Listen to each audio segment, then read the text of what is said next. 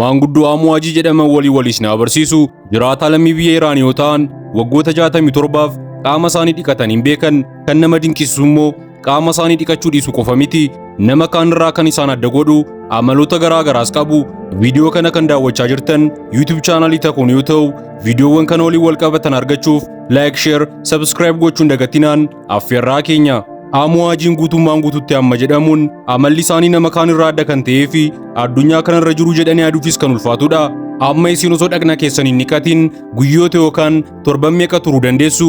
Hamma fedhe guyyoota barbaadan turtanis akka maanguddoo ganna 67 lammii Iraanii Amou turuu hin dandeessan. Amuun garuu waggoota 67f osoo bishaan qaama isaanii tuqin turuu danda'aniiru.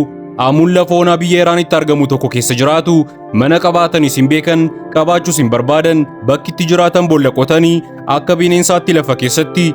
Dabalataanis nyaanni Amuun irra caalaan jaallatan foon tortoraa bineeldota du'aniiti. Lafa onaa keessatti bineeldota du'anii kukkufan bineensota waliin wal saamuun sooratu. Nyaata mana keessatti hojjetamu kamiyyuus ni jibbu. Araada sigaaraa xuuxuu humnaa olis qabu. Garuu sigaaraa namoonni baay'een xuuxanii fi bifa ammayyaawaan qophaa'an caala ofii isaaniitiif dhoqqee bineeldota irraa qopheessan jaallatu. Yeroo baay'ee sigaaraadhuma kana xuuxu. Miidiyaaleen hedduu waa'ee nama kanaa waan baay'ee jedhaniiru. Egaa Amuun maaliif akka inni dhiqanne hoggaa gaafataman yoo inni dhiqadhe na dhukkubaa deebii jedhu kennu. Yaada isaaniinis yoo qaama isaanii dhiqatan akka isaan dhukkubaa amantaa guddaa qabu. Baarmeexaa tokkos qabu. Isheenis dhiqamteen beektu.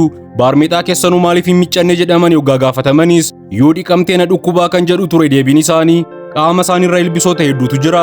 Qaama isaaniirraa darbees afaanii fi funyaan isaanii keessattis ilbisoonni socho'an jiru. Yeroo ta'e qopheessaa televiziyoonii tokko kan ta'e Amuun qaama isaanii yoo dhiqatan doolaarii 10,000 akka isaanii kennu waadaa isaanii gala. Namoonni baay'eenis qaama isaanii dhiqatanii qarshii kana akka fudhataniif dhiibbaa irratti gochuun qaama isaanii dhiqachuudhaaf murteessu. Garuu erga bishaan qaama isaanii tuqeen booda qaamni isaanii hin dandeenye ture. Of wallaaluunis lafatti kufu. Garuu hospitaalaatti erga geeffamanis gogaan isaanii luqqa'ee gala. Doktoroonni satantamaan guutummaa qaama isaanii baandeejiin haguugu. Guyyoota muraasaan booda garuu doktoroonni waan argan kan nama dinqisu ture. Amuun dhukkuba gogaa kaansariin qabamaniiru.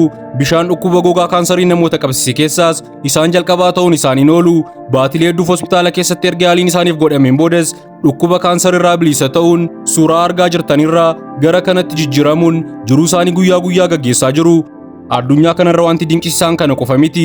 Viidiyoo itti aanuun viidiyoowwan dinqisiisoo biraatiin ammoo arginutti like, share, subscribe gochuun dagatinaa isiniin jechaa nagaatti.